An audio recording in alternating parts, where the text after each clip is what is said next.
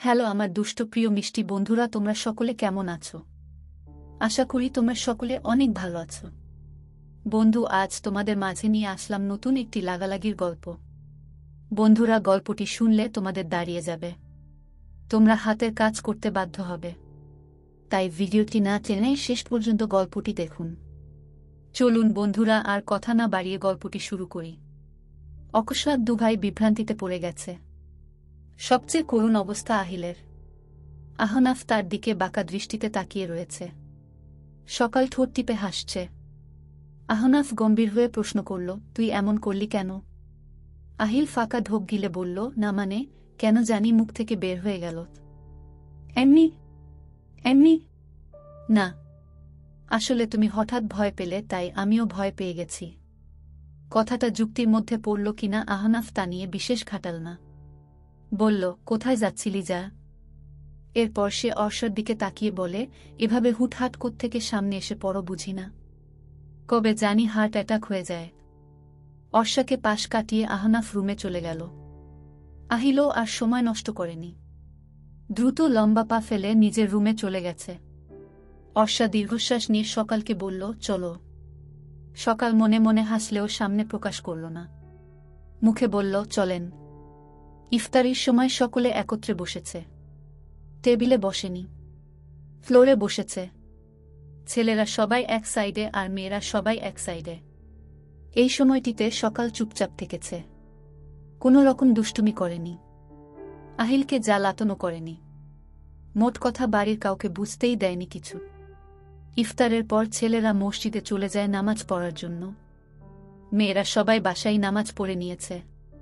কুসুম বিশ্রাম করার জন্য আফরিনের রুমে শুয়েছে। সকাল, তিয়াস আর অর্ষা আছে অর্ষার রুমে। লামিয়া, জুই আর রেশমি ছাদে গেছে একটু হাঁটাহাঁটি করতে। সকাল তিয়াসকে সুরসুরি দিচ্ছিল আর তিয়াসও খিলখিল করে হাসছিল। অর্ষা কাত হয়ে শুয়ে আছে, শরীরটা ক্লান্ত লাগছে খুব। তিয়াসকে চুমু দিয়ে সকাল জিজ্ঞেস করল, আপনার বাকি বান্ধবীরা কোথায় আপু? ছাদে গেছে। এই সময়ে ছাদে? ওদের ইচ্ছের কোনো ঠিক ঠিকানা আছে নাকি? আর সবাই কোথায়? অর্ষা সরু চোখে তাকিয়ে জিজ্ঞেস করল, আর সবাই কোথায় জানতে চাচ্ছ নাকি আহিল কোথায় সেটা জানতে চাচ্ছ? সকাল ধরা খেয়ে যায়, চোখ মুখের অস্বাভাবিক অবস্থা, মুখে কোনো রা নেই। অর্ষা উঠে বসে বলল, আমি বুঝি সব।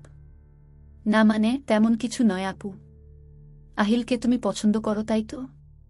খুব বেশি ভুল যদি না হই তাহলে তুমিই সে যার সাথে রেশমিকে নিজের গার্লফ্রেন্ড সাজিয়ে পরিচয় করিয়ে দিয়েছিল।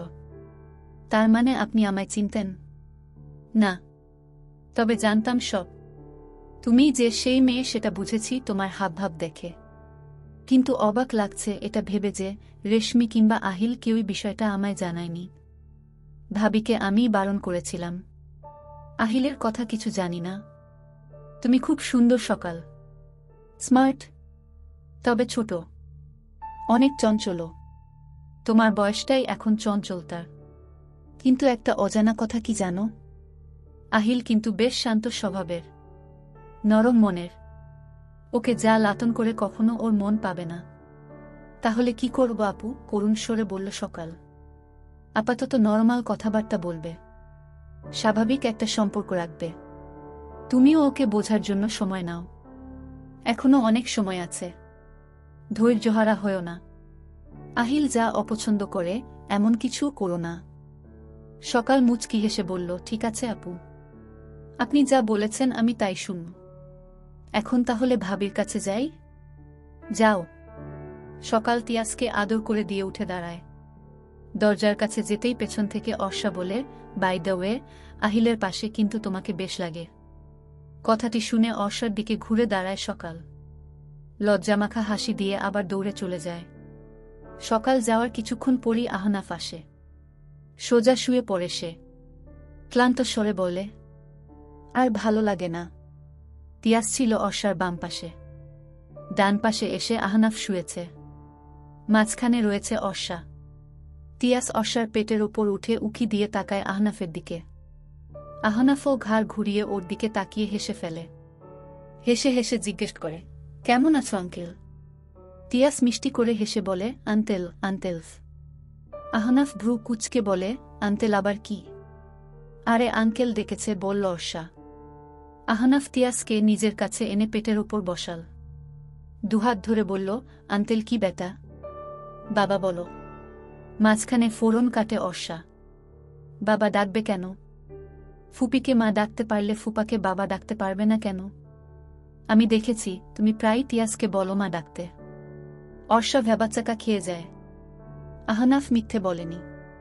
সত্যিই সে তিয়াসকে মা ডাকতে শেখাত। তবে কখনো এইটুকু বিষয় নিয়েও যে তাকে লজ্জায় পড়তে হবে কল্পনাও করেনি। অর্ষা। সম্বিত ফিরে পেয়ে অর্ষা বলল, হুম? আমার ওপর কি রেগে আছো তুমি? তিয়াস চকোলেট খাচ্ছে মাঝখানে বসে। আহনাফ মসজিদ থেকে ফেরার সময় নিয়ে এসেছিল। চকোলেটের খোসা ছাড়িয়ে দিতে দিতে অর্ষা বলল, না। রাগ করব কেন? তাহলে কি অভিমান? কোনোটাই না। মিথ্যে বলছ। আমি? তুমিও মিথ্যে বলছ। তোমার চোখও মিথ্যে বলছে। এমন কিছুই নয়। কি কারণে রাগ অভিমান সেগুলো মনের ভেতর জমিয়ে না রেখে আমায় বলো। তাহলে নিজেকে হালকা লাগবে। আমাদের মাঝখানে থাকা ভুল বুঝাবুঝিগুলোও দূর হবে। রাগ অভিমান নেই তো। কিন্তু তোমার চোখ যে বলছে আমার ওপর তোমার এক আকাশ সমান অভিমান রয়েছে। কিসব যে বলছেন? ভুল বলছি না আমি। তুমি কি আমার কথাগুলো বুঝতে পারছ? অর্ষা মাথা নত করে বসে আছে। আহনাফ শোয়া থেকে উঠে বসেছে। অর্ষার নতজানু করে রাখা মুখের দিকে তাকিয়ে বললে, আমি সম্পর্কটাকে ঠিক করতে চাইছি অর্ষা। অর্ষা নিরুত্তর। আহনাফ বলল, অভিমানী কি আমায় ফিরিয়ে দেবে? অর্ষার বুক ভারী হয়ে ওঠে। চাপা অভিমানগুলো মাথাচাড়া দিয়ে ওঠে। চোখ ভরে ওঠে জলে। নাকের পাতা ফুলছে। ঠোঁট তিরতির করে কাঁপছে। এখনই যেন চোখের পানিতে বন্যা বইবে। আহনাফ আতঙ্কিত সরে বলল, এ কি? কাঁদছ কেন তুমি? অর্ষা দুহাতের চোখের পানি মুছে মাথা নাড়াল। বোঝাতে চাইল সে কাঁদছে না, অথবা কাঁদতে চাইছে না। আহনাফ মাথায় হাত বুলিয়ে দিয়ে বলল, প্লিজ, আমি সরি সব কিছুর জন্য। তুমি কান্না থামাও। আদর আহ্লাদে অর্ষার কান্না থামতো নাই, উল্টো আরো বেড়ে গেল। এক হাতে টেনে কাছে নিয়ে এল আহনাফ। আলতো করে জড়িয়ে ধরে মাথায় হাত বুলিয়ে দিতে দিতে বলল, সময় আমাদের অনেক কিছু শিখিয়ে দেয় অর্ষা। সময়ের জাতাকলে পড়ে আমরা অনেক খারাপ ব্যবহার, অন্যায়ও করে ফেলি। হয়তো আমিও এমন অনেক কিছুই করেছি। ভুল তো মানুষ মাত্রই করে। আমি যদি সম্পর্কটিকে একটা সুযোগ এবার সত্যিই দেই, তাহলে তুমি আমায় ফিরিয়ে দেবে না তো? অর্ষা ফোপাচ্ছে। বুকের ভেতরটা ভারী হয়ে রয়েছে। যার সাথে মৃত্যু পর্যন্ত থাকতেও প্রস্তুত, তাকে সে ফিরিয়ে দেবে কিভাবে? চুপ করেই থাকবে?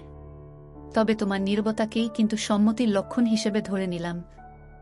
অর্ষা তবুও নীরব রইল। নীরবতার উত্তর তো সে দিয়ে দিয়েছে। সবকিছু মুখ ফুটে বলতে হয়। দুহাতে অর্ষার মাথাটা তুলে ধরে আহনাফ। এক হাত মাথায় রেখে অন্য হাত দিয়ে চোখের পানি মুছে দিচ্ছে। এরপর আবারও জড়িয়ে ধরেছে। এবার আর আলতো করে নয়, বেশ শক্ত করেই জড়িয়ে ধরেছে। সেই সময় পাশ থেকে তিয়াস অর্ষার হাত টেনে ধরে বলে, ফুপি, হাগু দেব। অর্ষা নিজেকে ছাড়িয়ে নেয়। আহনাফ হতবিহ্বল। সে বিড়বিড় করে বলল, বাচ্চাটার হাগু আসারও আর সময় পেল না। ওর রিয়াকশন দেখে অর্ষা হেসে ফেলে। তিয়াসকে নিয়ে ওয়াশরুমে যায়। আহনাফ কাদো কাদো মুখ করে ড্রেসিং টেবিলের সামনে দাঁড়ায়। নিজের প্রতিবিম্বের দিকে তাকিয়ে বলে, আমি কি সত্যিই আহনাফ? সত্যিই কথাগুলো অর্ষাকে বলেছি? হায় আল্লাহ, বিশ্বাসই তো হচ্ছে না। নাকি রোজায় ধরেছিল? ইস, স্বভাব মনে হয় পাল্টে গেছে। সেই মুহূর্তে আহনাফের প্রতিবিম্ব যেন বলে উঠল, শুধু স্বভাব না, তুই নিজেও পাল্টে গেছিস। আহনাফ দীর্ঘশ্বাস ত্যাগ করে বলে, আমারও তাই মনে হয়। বললাম এমন সময় যখন কিনা একটু সুন্দর মুহূর্ত শুরু হচ্ছিল। আর ওই সময় তিয়াসটা। উফ, রাতে ঘুমানোর সময়ও আহনাফকে একই রকম পাগলামি করতে দেখা গেল। মাঝখানে কোলবালিশ রেখেছে। সে রাগী রাগী চেহারা বানিয়ে বলল, তোমার ভাতিজাকে রাখতে পারলে ভালো হতো।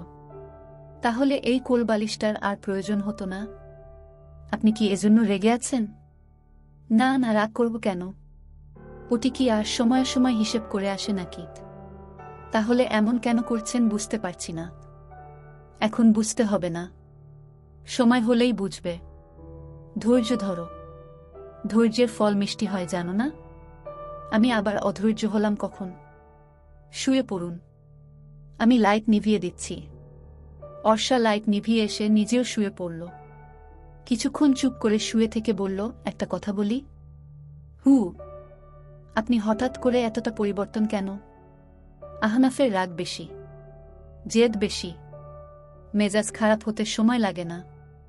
এবারও তাই হল। অর্ষার এমন কথা শুনে মেজাজ ছুটে গেল তার। এভাবে কেন বলছো? আমার পরিবর্তন কি তোমার পছন্দ হচ্ছে না? একটা মানুষ কি সবসময় একরকম থাকে? আপনি রেগে যাচ্ছেন কেন? আমি তো এমনিতেই জিজ্ঞেস করলাম, এজন্য বারবার? যাই হোক, ঘুমাও। আহনাফ অন্যপাশ ফিরে শুয়ে পড়ল। অর্ষা গোপনে দীর্ঘশ্বাস নেয়। মানুষটা যে কেন এমন? আজকেও তাহাজ্জুদ নামাজ পড়ার সময় আহনাফেরই আগে ঘুম ভেঙেছে। আহনাফ অর্ষাকে উঠিয়ে নিজে অজু করতে চলে যায়। নামাজ পড়া, সেহরি সবকিছু কেমন যেন গম্ভীর হয়েই শেষ করল। ঘুমানোর সময়ে তেমন কথা বলল না। দিনে আহিলকে নিয়ে অফিসে গেল। 2 দিন আহনাফ এভাবেই পার করল। তার এমন ব্যবহারে অর্ষা রীতিমতো বিরক্ত হয়ে গেছে। সবসময় একপাক্ষিকভাবে শুধু সেই রাগ দেখাবে।